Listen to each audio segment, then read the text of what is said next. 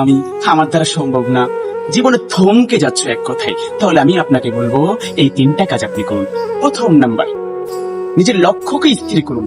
তুমি লক্ষ্য কি হতে চাচ্ছ, তুমি কি হতে চাও জীবনে, এটা আগে ঠিক করো।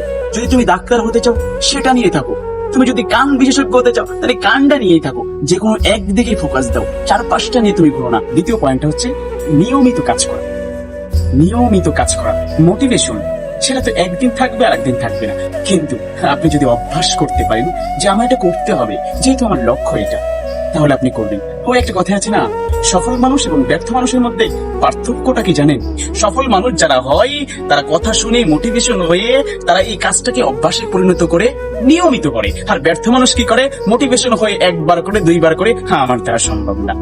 তৃতীয় নাম্বারটা হচ্ছে নিজের উপর বিশ্বাস রাখা, যে আমি পারবো, আমার দ্বারা সম্ভব, ও পারছে আমি কেন পারবো না, এরকম চিন্তা ভাবনা করা। এটা না বলা আমার দ্বারা সম্ভব না, আমি পারতাম না, আল্লাহ ভাই তোকে দিছে, তোর দ্বারাই সম্ভব, আমি পারতাম না, এরকমটা না বলা। আমরা সব থেকে গুরুত্বপূর্ণ জায়গা এটাই, যে আমরা এই জায়গাটাই ভুল করি, আমি পারতাম না।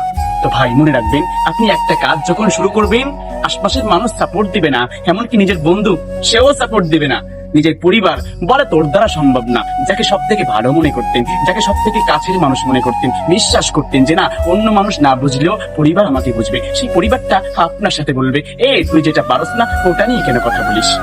আর সর্বশেষ কথা হচ্ছে, যেটা না বললেই নয়, এটা আমার নতুন চ্যানেল, ইউটিউব চ্যানেল, আপনারা পাশে থাকবেন, সাথে থাকবেন এবং নতুন ভিডিও পেতে সাবস্ক্রাইব করে পাশে থাকার অনুরোধ রইল। আসসালামু আলাইকুম ওয়া রাহমাতুল্লাহ।